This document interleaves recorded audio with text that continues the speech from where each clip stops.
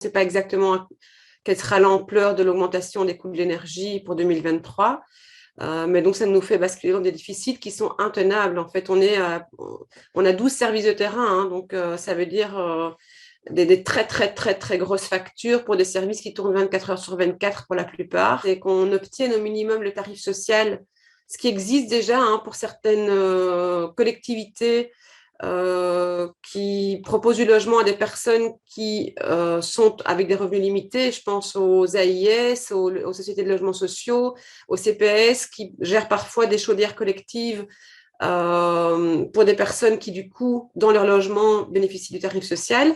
En fait, nous, on demande la même chose parce que, alors on ne bénéficie pas de cette même réglementation alors on estime être dans les mêmes conditions. On accueille et on héberge chez nous des personnes qui, si elles devaient être en logement, clairement bénéficieraient du tarif social. Il y a une bonne partie quand même de nos subsides qui ne sont pas structurels, qui ne sont pas liés à des agréments et qui, du coup, quand ils doivent être reconduits d'année en année, ce qui est le cas de pas mal de nos projets, eh bien, ne sont pas suivis par des augmentations de subsides, en fait. Ce sont des enveloppes fermées.